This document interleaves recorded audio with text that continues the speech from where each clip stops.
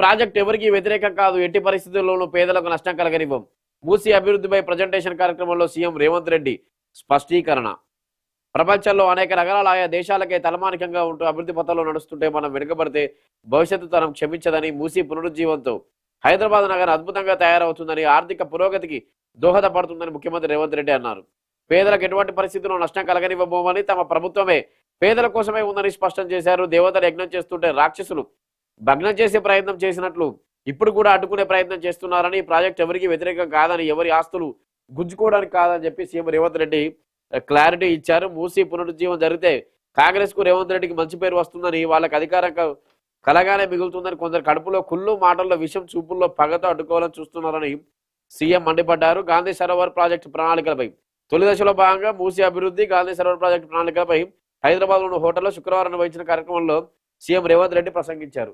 మూసీ అభివృద్ధికి సంబంధించి, మూసీ డెవలప్మెంట్, మూసీ పునరుజ్జీవం అంటే మూసీ క్లీనింగ్ సంబంధించి, దాంతోపాటు గాంధీ సరోవర్ ప్రాజెక్టుకు సంబంధించి ఏదైతే 5,000 కోట్లతో గాంధీ సరోవర్ ప్రాజెక్టు, 1,00,00,000 కోట్లతో మూసీ పునరుజ్జీవం ప్రాజెక్టుకు సంబంధించి నిన్న సీఎం రేవంత్ రెడ్డి ఒక హోటల్లో పవర్ పాయింట్ ప్రజెంటేషన్ ఇచ్చారు. మంత్రులు, ఎమ్మెల్యేలు, ఎమ్మెల్సీలు, మేధావులు, వివిధ వర్గాలకు చెందిన మేధావులు, అన్ని రకాల మేధావులకు సంబంధించి అందరినీ తీసుకొని పవర్ పాయింట్ ప్రజెంటేషన్ నిన్న సీఎం రేవంత్ రెడ్డి ఇచ్చి చాలా స్ట్రాంగ్ గా మాట్లాడారు. కొంచెం ఎమోషనల్ కూడా అయ్యారు. మూసీని మనం క్లీన్ చేయకపోతే భవిష్యత్తు తరాలు మనల్ని క్షమించవు.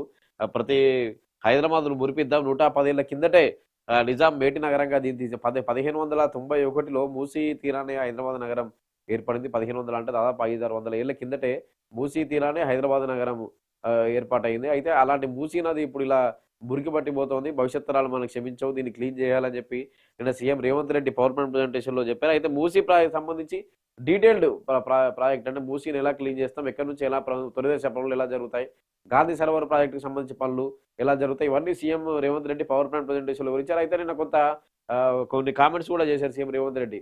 మీ మేధావులను ప్రశ్నిస్తూ కొన్ని కామెంట్స్ చేశారు.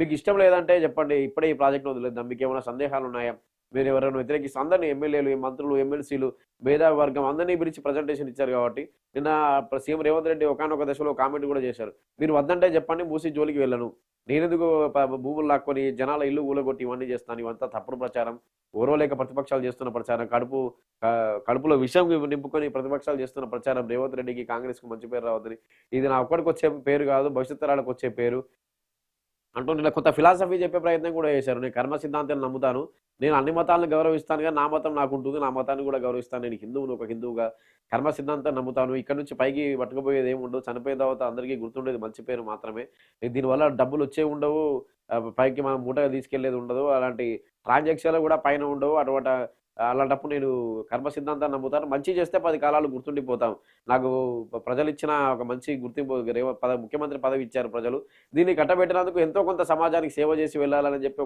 కొంత ఎమోషనల్ కామెంట్స్, ఫిలాసఫీ కామెంట్స్ కూడా చేశారు. మొత్తంగా అయితే మూసీ ప్రాజెక్టుకి సంబంధించి ప్రతిపక్షాలు ఏదైతే విమర్శిస్తున్నాయో, రియల్ ఎస్టేట్ కోసమే పేదల భూములు గుంజుకుని రియల్ ఎస్టేట్ దందా నడపడానికే సీఎం రేవంత్ రెడ్డి ఈ ప్రాజెక్టును చేపట్టారు. గాంధీ సరోవర్ కూడా అలాంటి ప్రాజెక్టే, కానీ వాటన్నిటికీ నిన్న సీఎం రేవంత్ రెడ్డి క్లారిటీ ఇచ్చే ప్రయత్నం చేశారు. ఎక్కడ కూడా భూములు గుంజుకొని జనాల ఇల్లులు కూలగొట్టి అలాంటివి చేయం, తప్పుడు ప్రచారం అదంతా. ఎక్కడైతే అవసరం అవుతుందో ప్రాజెక్టుకు సంబంధించి అక్కడ మాత్రమే అభివృద్ధి పనులు చేపడతాం, మూసి క్లీన్ చేసి తీరుతాం ఖచ్చితంగా.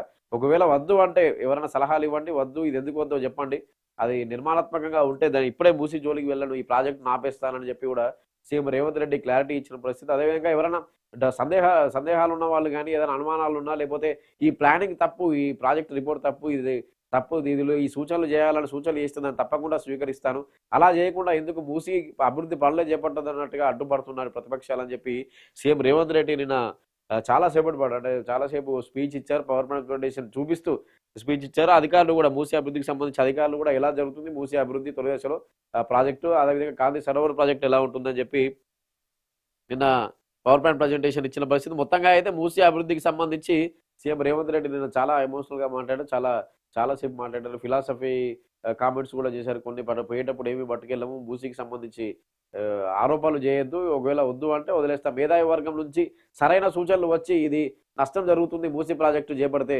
ఇవి ఇంతమందికి ఉపాధి కోల్పోతారు, ఇల్లు కోల్పోతారు, లేదా నిర్మాణాత్మకమైన సలహాలు ఇస్తూ నష్టం జరుగుతుందని చెప్తే తప్పనిసరిగా నేను ఈ ప్రాజెక్ట్ని ఆపేస్తాను, దాని జోలికి వెళ్ళనని చెప్పి సీఎం రేవంత్ రెడ్డి కామెంట్ చేసిన పరిస్థితి. సుందరం పర్యావరణ హితం పునరుజ్జీవనంతో మారనున్న మూసీ రూపురేఖలు వరదల నియంత్రణకు రక్షణ గోడలు.